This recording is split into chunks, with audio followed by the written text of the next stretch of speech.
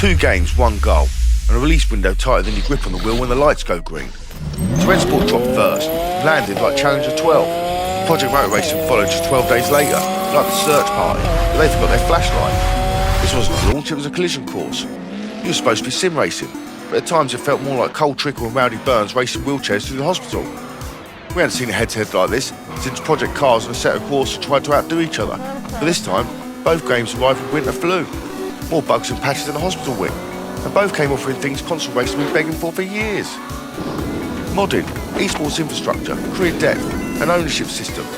Except at launch, it felt more like a shopping list than an experience. So in this video, we're breaking it all down. The cars, the environments and physics, the career mode, the multiplayer and the modding, the whole lot. We're rating each system out of 10, realistically, because let's be honest, nothing's ever a 10. And on launch day, most of us would have taken a 6. But the updates have landed. Now we've actually driven them. Now we know what these games really are. Which one's going to be your next go-to sim? Or will they both end up in your recycling bin?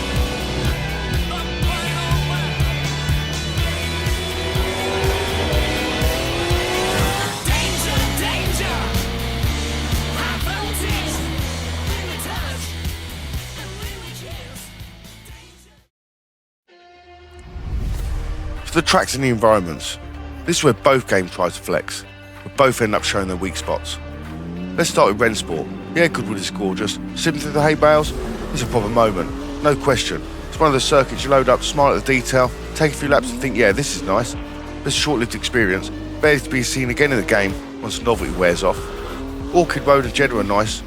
The Rennsport R track looks like it was designed by a 10-year-old.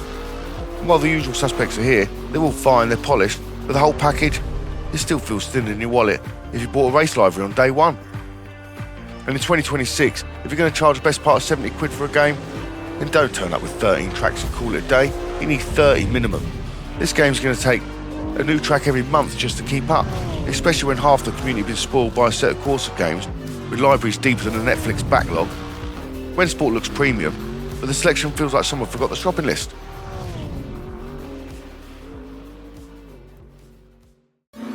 So Project Motor Racing, well, it's on the right route. You can see the intention, the ambition and the groundwork. It feels like a team that actually cares about building a proper sim. They haven't just quite filled the cupboards yet.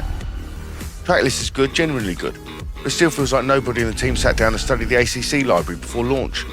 There's variety, there's personality, and a sense of identity. To fill this game out, you need a little more. That said, PMR does give you enough to sink your teeth into. Zolder, Lexington, Canadian Tire, proper circuits. And these tracks feel alive. You can almost hear the tannoy, smell the rubber, and feel the weekend buzz. Even though half of them look like they're built on Field 28 Farming Simulator, and sure you can see the shop in the background, but they have atmosphere, and that counts for a lot more than people realise. But even with the good stuff, it's not hard to notice the absences. Suzuka, Hockenheim, Staples gone. It's like someone built a solid foundation, laid out the blueprints, then forgot to add the walls, the roof and the front door. But the potential's here, absolutely, the direction's right. But PMR, it still feels like a game that launched before the track team could finish their homework. You can race here, you can enjoy it, you can get stuck in, but you're always aware what's missing, and it might be your favourite track. So for tracks and environments, PMR edges ahead, not just because it's got more, because it also feels alive, it feels busy and it feels built for racing. So for me, Rennsport's 7 out of 10, Project Motor Racing, 8 out of 10.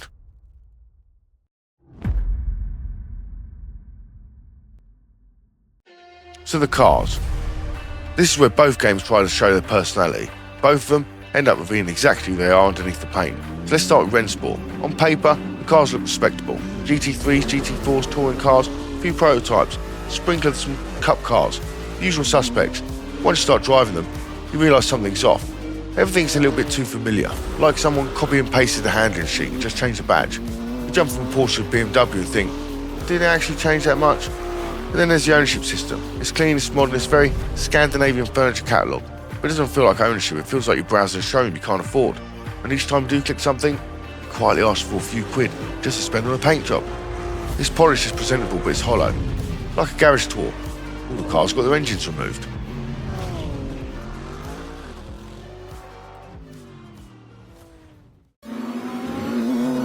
Project Motor Racing's car list doesn't just hold its own. It rivals most established sims that they had on day one.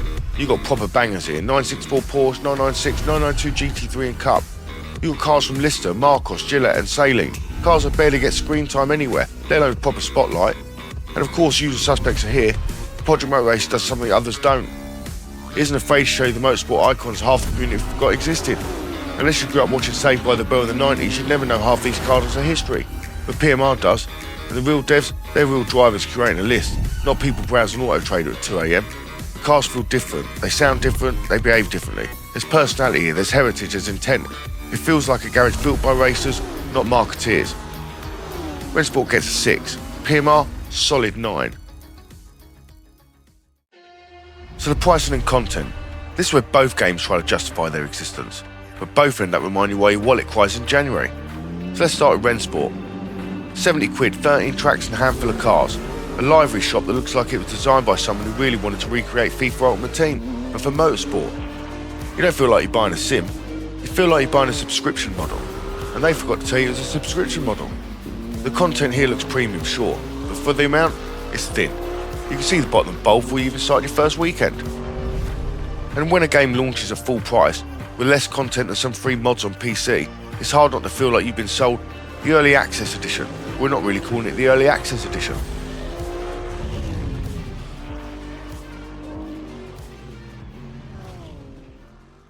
And somehow Project Motor Racing came in cheaper, and honestly it feels like it knows its place. It's not pretending to be a complete package. It's priced like a game that understands it still has work to do, and that honestly goes a long way. You get a solid car list, decent track roster, and enough modes to keep busy without feeling like you've been mugged off. Not overflowing with content, but doesn't pretend to be either, and it's priced like a sim that respects your wallet, not one that wants to see how far it can push your patience. There's already been mods, liveries, cars, and things you can get for free. And here's the thing, PMR already feels like a game that's growing. Rensport feels like a game that's waiting for you to buy into the growth separately. So for the value for money, Rensport gets a 6, polished but thin. PMR, it gets an 8, honest, fair and actually worth what it's asking.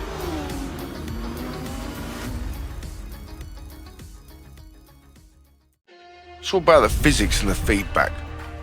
The physics and handling where both games try to prove they're proper sims, and this is where the difference between it becomes impossible to ignore. Starting with Rennsport, I'm going to be honest, Rennsport's a disappointment here. The force feedback just doesn't work. You can feel the intention but not the road. There are a few cars, but there's barely any difference between them. The tyre model feels strange, the limit is hard to read, and instead of feeling the car, you feel like you're trying to learn what the physics want you to do. It's like the game saying, trust me, I know what grip is. While you're saying, I have absolutely no idea what's happening. The cars are nice to drive in a vacuum, but they don't communicate. There's no texture, no bite, no moment where the car talks back. Everything feels a little bit too smooth, a little too safe, a little too disconnected. Like the sharp edges have been filed down so nobody gets hurt. Project Motor Racing, it feels the complete opposite. The cars do feel alive, whether you're in a 964 Cup or an E46 NGT. They all feel different, properly different. They feel the punishment of pushing too hard and the reward for getting it right. You feel the weight shift, the tyres load up, the chassis, the flex, the suspension working underneath you. It's the most fun I've had on a wheel in a long time. Project Motor Racing feels like a sim built by people who actually drive. Rennsport feels like a sim by people who like car photography. And the sound, the sense of occasion, lining up on the grid in PMR feels like a moment. The sunset, the sunrises, the weather, all atmospheric, without blinding you like a police torch when you turn in. So in physics and handling, Rennsport gets a 7. Clean, safe, predictable. PMR gets a 9. More honest, generally satisfying to drive. It's all about the single player and the multiplayer. Racing versus waiting. Single player in Rennsport looks polished, but it's shallow. You pick a championship, you race, and that's it. No progression, no personality, no sense of building anything. 24-hour clock exists, but it's never used properly. Every race feels like the same time of day, same conditions, same atmosphere.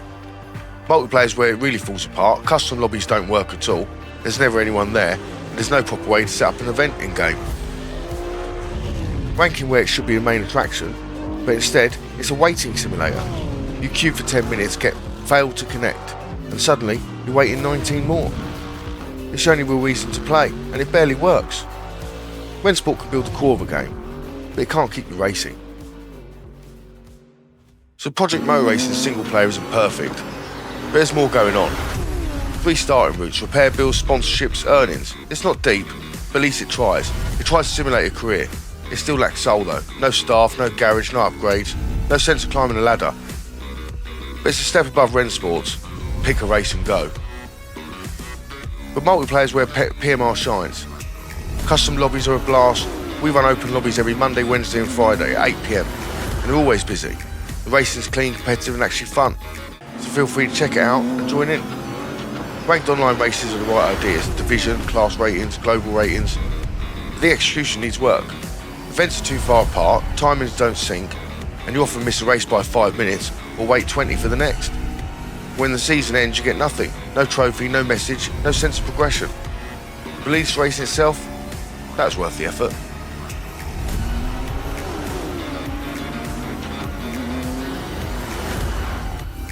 So the modding, hype versus reality.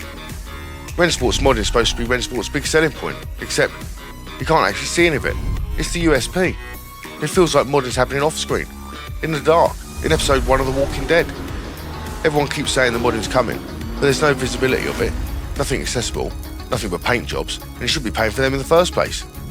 There's nothing that changes the experience for the average player. It's all promise and no payoff.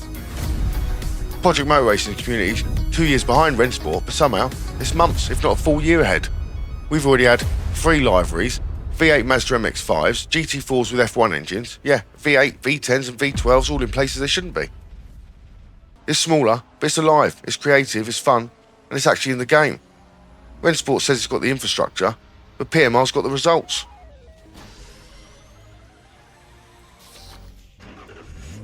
It's the overall experience. Rennsport looks good, but feels cheap. The force feedback doesn't work, the tyre model's vague and the content is thin. The career mode is hollow and the multiplayer barely functions. And the modding is barely to be seen unless it's pound notes for paint jobs. It's like anything nowadays, the game's apparently got potential, but to me there's no heartbeat. On console you might find an audience, but on PC, ask yourself how many sims you played before you even thought about loading up Rennsport. Project Motor Racing isn't perfect, the career mode needs a soul, the rank system needs structure, and the track list could do have been a little bit bigger. But the racing is fantastic. Check us out, 8 PM, Mondays, Wednesdays and Fridays, come and join us in. Check out my live streams.